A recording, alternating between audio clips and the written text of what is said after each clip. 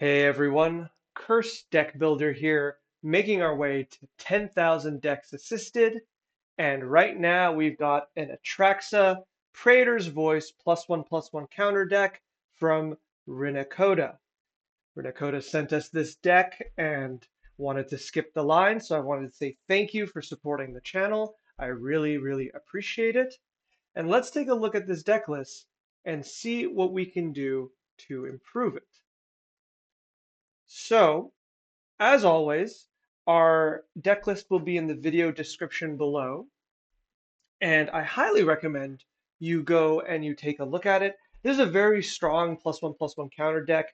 I think it has a lot of additions that I think are really strong, with a few side strategies that I think are interesting. And +1/+1 counters in 4 colors exists on a really large amount of Magic cards. You know, the strategy is really wide and there's so much to put in. So if you think of something that I missed, please comment below, put it in, so that we can help them make this deck the best one it can be. So we've seen a few Atraxa decks lately, but I will repeat so we can see who our commander is. Atraxa Praetors Voice is a 4-mana 4/4 Phyrexian Angel Horror with Flying, Vigilance, Death Touch, Lifelink. But the main reason we're using her is that at the beginning of your end step, proliferate. And the purpose of that is that at least once a turn, we can add +1/+1 counters onto all our creatures with +1/+1 counters.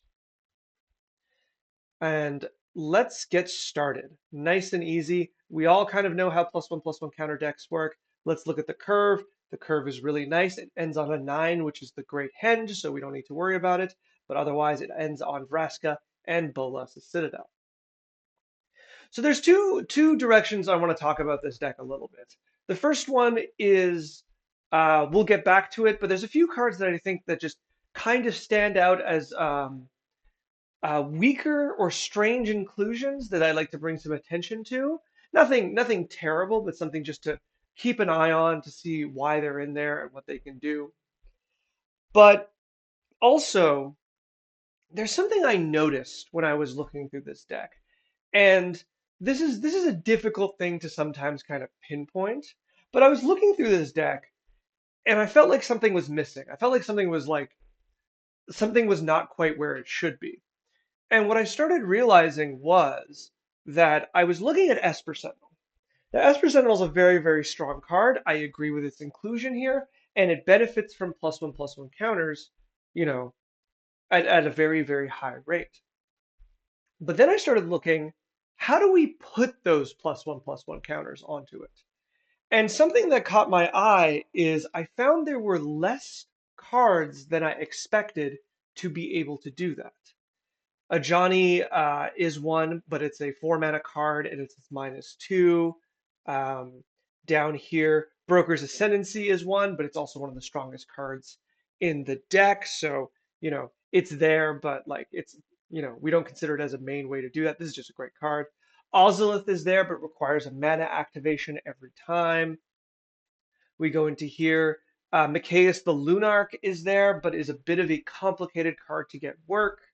So you will have a +1/+1 counter on Esper Sentinel, but if you cast it on curve, it's not until the 3rd turn, which would destroy Mikaeus. So much more realistically, it's on the 4th turn.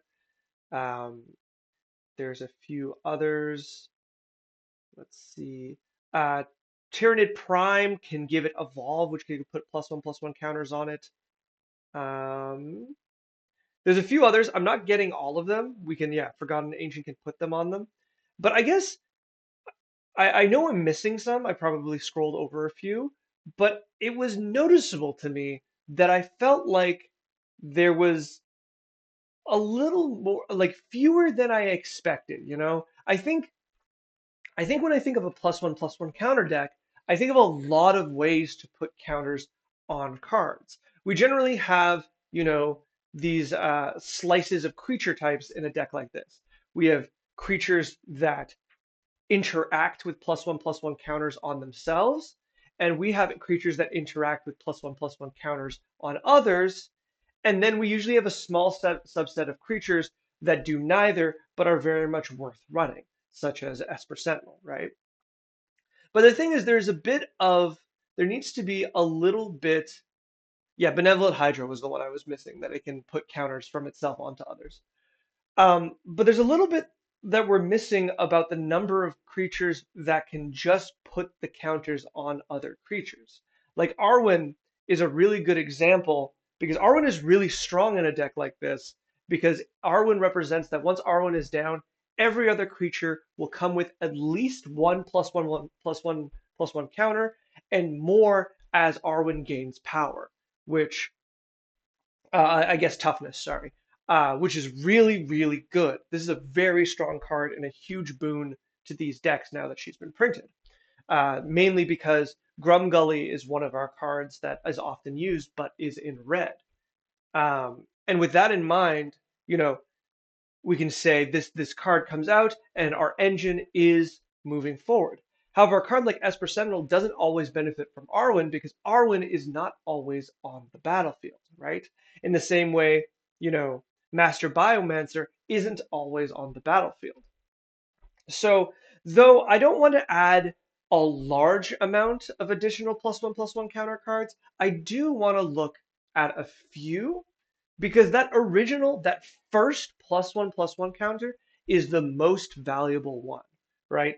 We have a lot of cards like Thekuthal and let me see, Corpsejack Menace and Evolution Sage, and to an extent, honestly, Atraxa, Vraska, Cankerbloom, to an extent. These cards that literally will not do anything if that first plus one counter is not on the creature.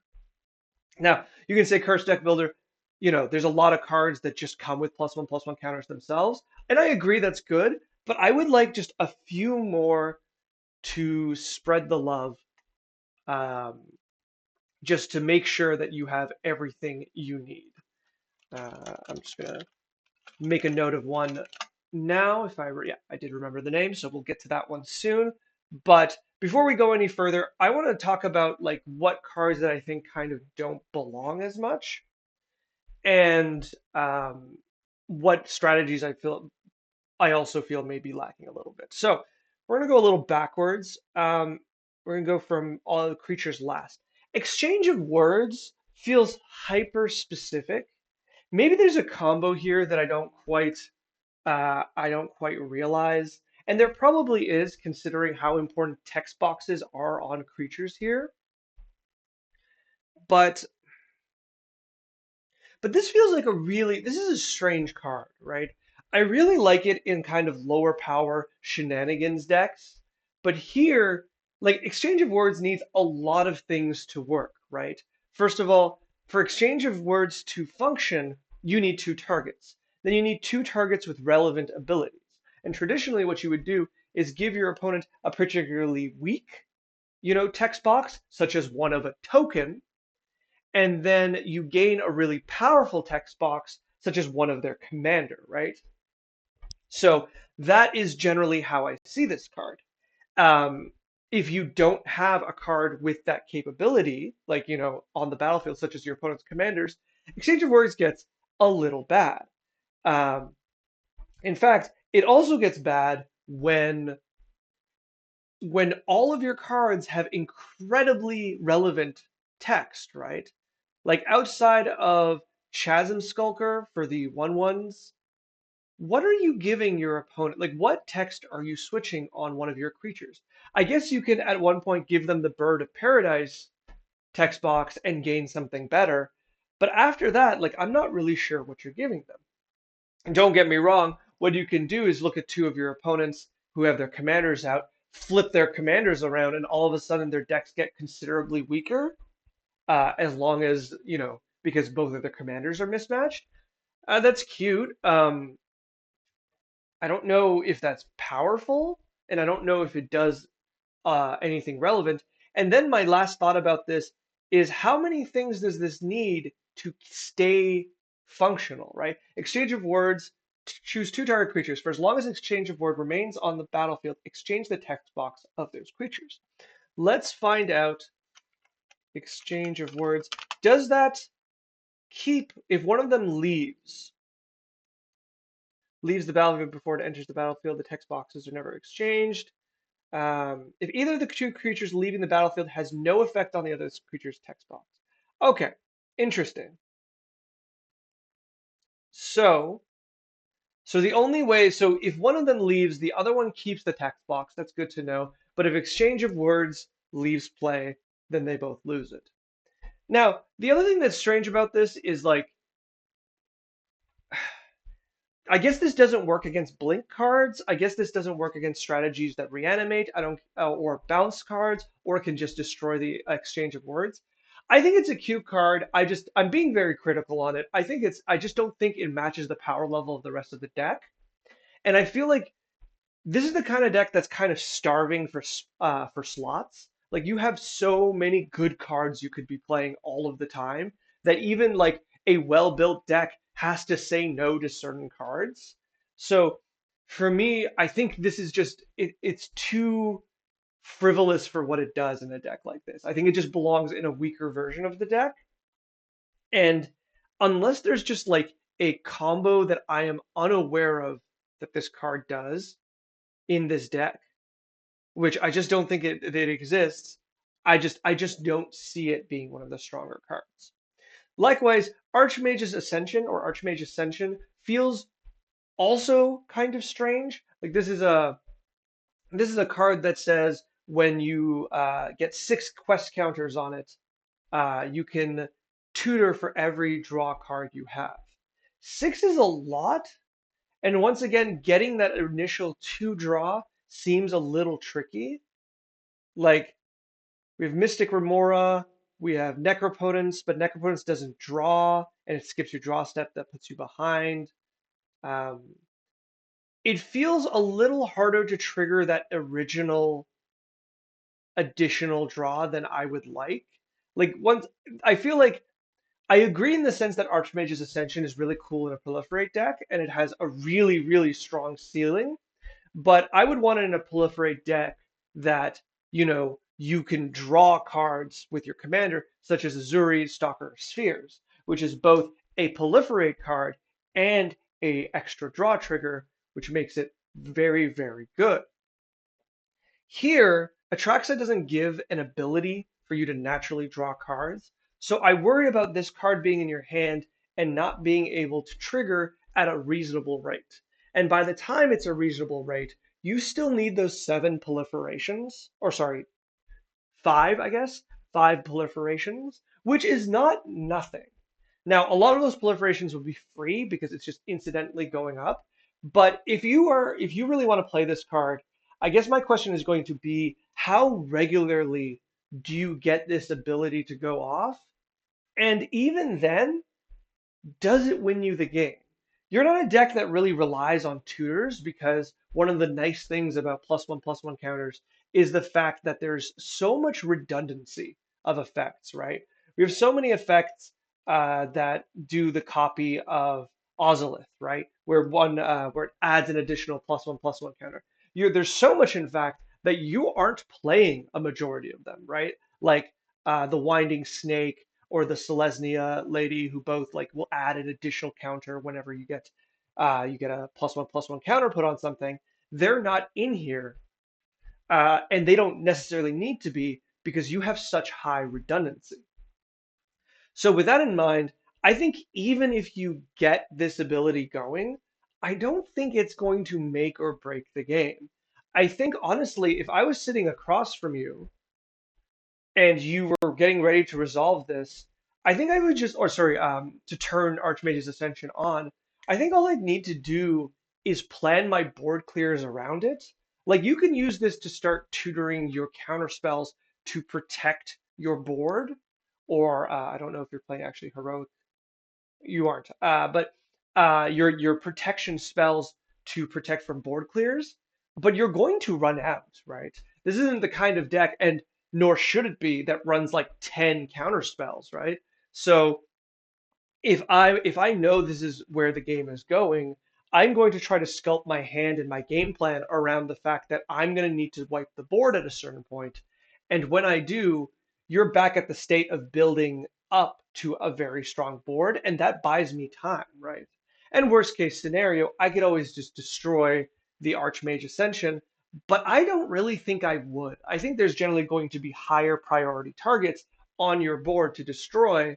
And so with all that said, I'm medium on this card. I just think it's the kind of card that has this really wondrous ceiling. You can see it in the art. She's pointing at all the power that she could have, but in the end, I think it's just going to underperform. So maybe a little harsh, but I don't particularly like this card. Let's see. I'm surprised you're not playing Rhystic Study in this slot instead. That might be a budget concern, but I think if you're in the market to play Mystic Remora, I think you're in the market to play Rhystic Study, right? They're both very similar, very good cards. Or alternatively, I would play it probably over Necropotence. I find it hard to imagine you are being able to regularly cast Necropotence. You are in 4 colors. You have a very good mana base, don't get me wrong. I really do enjoy it. But starting a game with Necropotence in hand and having to build a mana base with your fetch lands that includes black, black, black, I think that's rather restrictive. And I think if you just made this Rhystic Study, you would just have a better time. Don't get me wrong, you have Urborg, it is possible, but sometimes consistency is just wins over. I really, really like Necropotence, and I have a hard time not putting it into every deck that is black, no matter the number of colors. But I think at 4 colors and beyond, we're kind of pushing it, right? Especially since you have access to like Rhystic Study, which can be just as powerful here, right? Um, your deck, though with a really nice curve, does have a limitation on ramp. It doesn't have what I would consider a very high amount of ramp. So its ability to cast all the cards you might be drawing is limited. And Necropotence, when you're drawing like 1 or 2 cards a turn, is just a bad Phyrexian Arena. So all in all, I think Rhystic might be just better here. Likewise, when we talk about black spells that cost life to draw cards, Bolas' Citadel also feels weird here. Um, Bolas' Citadel belongs in decks that have either storm components, combo kills, or can generate like vast quantities of life so that you don't mind the life loss on this. And this deck doesn't really exist in a space that has any of these. It's being played for more as a value card. You play Bolas' Citadel, you start being able to play off the top of your deck, and most likely you're going to be able to play 2 or 3 cards every now and then without having to become conservative with your life total, right? You do have a few options here and there to gain that life back, but on turns where you flip and like if you flip and you see Colonian Hydra, that's fine. You'll pay the 5 life because it's absolutely worth it. Likewise, the 1 mana stuff you don't mind. You'll just get it off the top. But I think around the middle, when you have Mana Gorger Hydra around on top with Bolas' Citadel, and you're getting low on life, you're down to like, the mid 20s and such, then it starts getting more of a question like, is it really worth it to play this card? In my mind, the answer will always be yes, but I feel like there's going to eventually be, a limit to the strength of Bolas' Citadel. Um, I would be, I would be a lot more interested in Bolas' Citadel if you were playing. I'm gonna remember the name correctly. Concurrent Crossroads. No. Concordant? Concordant? Yeah. Crossroads. Or likewise another strong haste enabler. I like Concordant Crossroads here because it enables you to go off in 1 turn. It's 1 mana. So you could either play it early or play it off of the Citadel rather cheaply. You play the Citadel, you spend like 15 life making a really, really strong board because your board is very, very good at kind of building itself back up and getting particularly powerful. Then you do an attack, which ideally will put your opponents, you know, very much on the backswing. The fact that you can use this with Atraxa's lifelink, I guess that's the thing that gains you the life back, really. But even then, I don't know to what degree I like attacking with Atraxa. I understand that like sometimes the board is just clear, but I don't know. Like I play in formats where there's a lot of flying creatures, And I would not attack Atraxa into those boards because they will trade their 6/6 flying demon for Atraxa if it kills Atraxa every single time, right? You need Atraxa to be really, really big for Atraxa to be a powerful attack because otherwise people will go out of their way to throw away creatures to kill her because she is very, very strong. And with that in mind, I don't know how often. If Atraxa is like a 9/9, you're probably winning the game anyway. So I guess it doesn't. It's not a scenario that we need to really worry about. Okay. So Bull as a Citadel, I'm kind of medium on, but like if you built around a little more, I think if you put Concordant Crossroads, I would be all for this. I think that's particularly fine. All right. The other cards that kind of stick out to me were so Tyrannid Prime.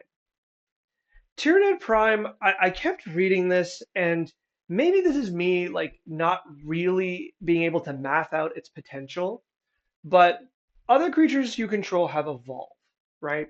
So that means that whenever a creature with higher power or higher toughness comes in, the creature with evolve gets a +1/+1 counter. Now, I think this is really cool because this turns every card into Cathar's Crusade, right? Every time you play a bigger creature, your entire board grows. I think that's really, really cool. I also think this is cool because this is very functional at putting that first +1/+1 counter on everything but the creature that came into play. It's nice. That being said, I think it's my gut tells me this card is a bit of a trap because outside of Colonial Hydra, maybe Tekutal, maybe Master Biomancer, Tyrannid Prime itself, which doesn't count, unfortunately. The majority of our creatures come in rather small. Atraxa would be the last one. So the majority of our creatures come in rather small, and the majority of our creatures come in uh, like if they're not getting +1/+1 counters as they come in, they won't be able to keep evolving our other creatures, right? Once we get a board where every creature has two +1/+1 tokens on it, let's say I think that's a reasonable way to think of it. There's a lot of cards that will be summoned that just will not trigger it, right? Like Fathom Mage at 4 mana will never trigger this thing. Forgotten Ancient easily can get to the point that like if you have two +1/+1 counters, this won't trigger the evolve thing. Master Biomancer, it's close, but certain situations, if you have two +1/+1 counters on everything, this will not trigger the evolve. Um, is that really that bad if most of the time for the first few it'll trigger? Yeah, but I don't know. I feel like it's close. I feel like it is a card that I just wish did a little more and I feel like sometimes is just where it is, there it is going to do a little less than expected. I think this is I'm going to reserve my judgment here and say, you play the deck, you will know better than I do how often this works. But in my mind, I would try to keep track of how often it doesn't work and see if it's enough that, you're less interested in playing that card. I will admit something I said earlier. This is really good at putting the first +1/+1 counter on certain creatures, and I do think that is of merit. But notably, it does not do that on the creatures that just came in, which sometimes is the one you want. Okay, let's see. There was one or two more that I thought. I feel like Scavenging Ooze feels like a bit of a weird inclusion here. I recognize its strength in certain kind of setups where it is graveyard hate, but traditionally, if you wanted a dedicated graveyard hate card, I think you should play Rest in Peace. And if you don't want this to be dedicated graveyard hate, it's just a creature that gains +1/+1 counters with the bonus of sometimes hating the graveyard. I think it doesn't do that job particularly well. I don't know if there are cards that I would suggest over that, but I think the mana cost, like, don't get me wrong, I recognize that you use that first green, you get the creature out of the graveyard, you get the +1/+1 counter, and from that point on, you just leave it, right? Because now you can just proliferate the Scavenging Ooze. Um, I'm wary of how good of a play that is, because if you play out the Scavenging Ooze early, you have to wait for a creature to go to the graveyard, which might take a while sometimes, depending on the board state. And you need to have that additional mana, where that mana would be better spent, improving your board because you're very much a play to the board kind of deck. Um, and so, with that in mind, it might be difficult to get that first counter in. And then late game, when you draw this, I think you're just kind of unhappy because this isn't a card that scales into the late game particularly well. Like you might say, okay, Cursed, I'm just going to play this for 2 mana and spend the rest of my board, you know, putting green mana into it and pushing it up to a 6/6. And to that, I think that's a lot of mana for something your deck naturally does, anyways. Like, I get if it's the last card in your hand, sure. But then if it's the last card in your hand, I think you'd be happy if it was any other card. So I'm not too impressed with Scavenging Ooze in this deck. Lighthouse Chronologist, I'm sure you knew I was going to bring this up, but I have nothing to say but that understand why it's here. It's a funny card. Absolutely use it. It is not a card that proliferates rather well because your proliferates often cost more than 1 mana. For context, um, if you were using, let's say you put that first counter and you just leave it, which I think is fine, this card at 3 mana is reasonable. If you were then to cast Atraxa on the subsequent turn, Atraxa would require 4 turns to pay the level up cost you could have gotten by just pouring mana into Lighthouse Chronologist. Um, Not saying take it out. I'm just saying it is a tricky card to consider a proliferate target because it's really not. Most of your proliferates cost a little more than 1 mana, and even the recurable ones will take several turns to pay for that equivalent cost on Lighthouse Chronologist. Like, for example, Evolution Stage requires 3 proliferations on Lighthouse Chronologist before it is the equivalent amount. Now, I'm being purposely hard on it because honestly, when you get proliferates, you get a lot of other things, and I think you should play this card. This is a very silly, fun card. I just have to talk about it. I think it is one of those cards that attracts attention, and we should take a note about it. Coming to the end, though, Verinated Rot Priest, I get. I'm not going to talk too much about it. I get. Feels a little weird, but I get it, so we'll leave it like that. Um, I wonder to an extent how much better it would be just to play Glistener Elf for a very, very equivalent ability. It just depends on how much removal your opponents have. The Glistener Health has just a higher ceiling because +1/+1 counters have actually something to do with it and increase the amount of poison it gives. Whereas they both have the ability early on to just poke at opponents to give that first poison counter.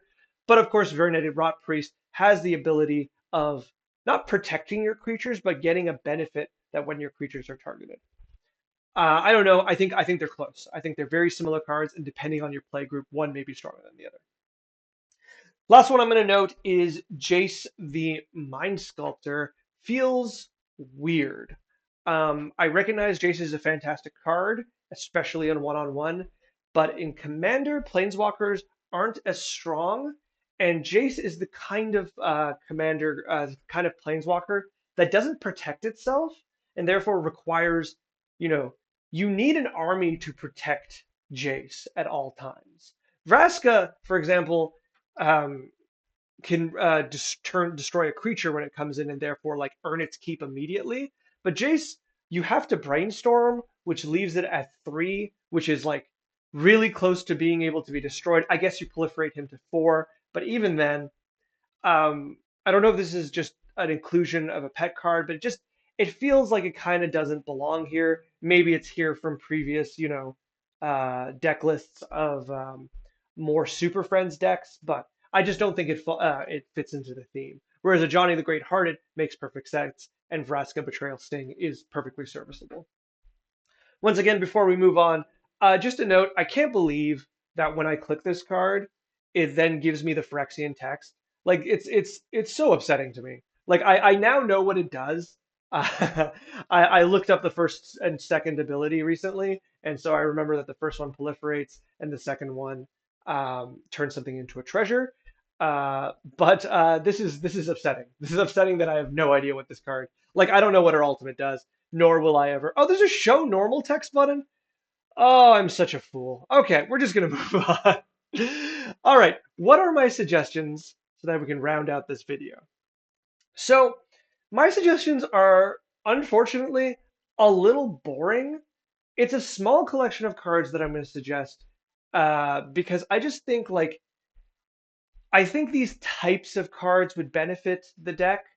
And these none of these cards are cards you haven't heard of.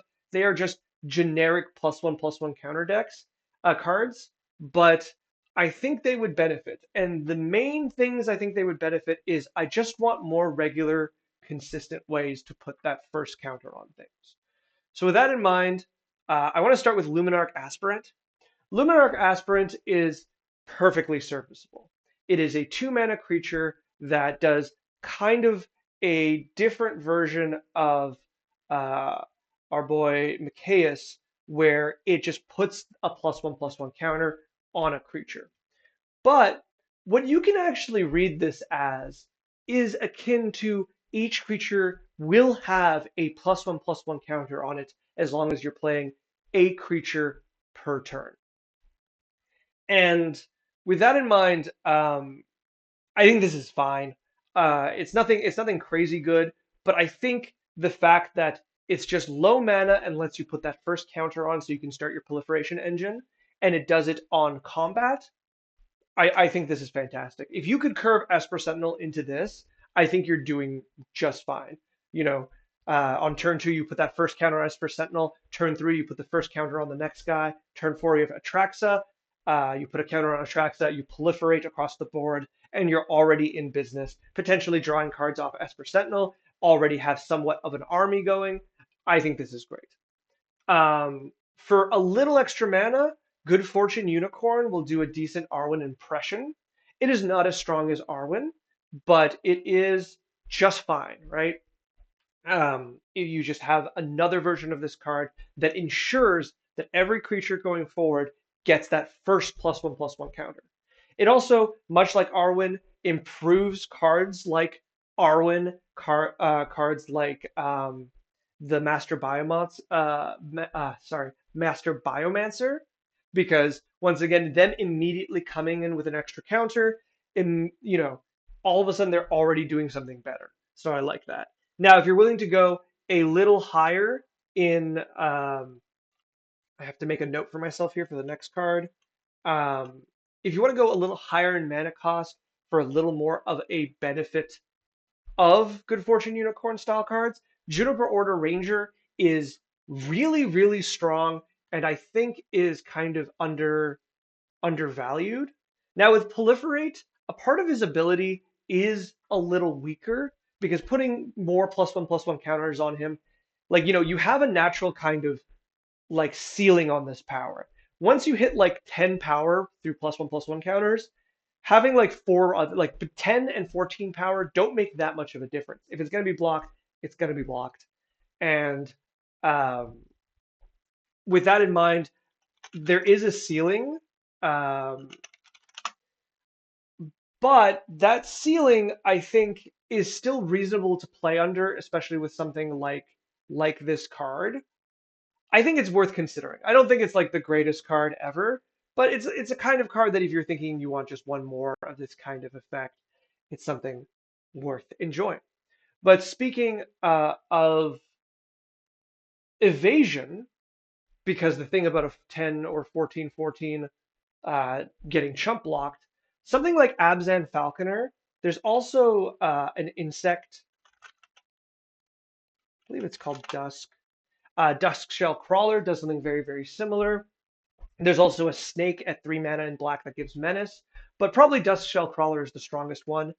This one, all of these cards care about each creature you control with a +1/+1 counter has evasion. Falconer gives flying, Duskshell Crawler gives trample. I prefer the Crawler myself because it also puts that first counter on itself or something else, which once again is very, very beneficial. Like, once again, putting that first counter on Esper Sentinel really makes a huge difference because your opponent's ability to pay one or to pay two is a huge difference. And so I think this is a really good card that you could be including to gain evasion. Something else that is really, really good with that first +1/+1 counter is Incubation Druid. Incubation Druid is a mana dork that when it has any counter, which is one counter of any kind, actually it has to be a +1/+1 counter, sorry. Instead, it adds 3 mana, and I think that is substantial. It doesn't help you cast your commander that much because it's 3 mana of the same color, but it does help with general mana problems. It lets you power through some of your stronger cards early, and you know, you're cheating out on the adapt cost where this card believes that it's appropriate for it to have a 5 mana adapt cost, and you're probably just going to get away with putting a counter on it for free. So I am a big fan of that. Um, One other card that I think you could benefit from, once again, this is kind of higher mana, but I think is a strong card, is Herd Baloth. Um, this is the kind of card that, like, I think it's really deceptive how strong it is.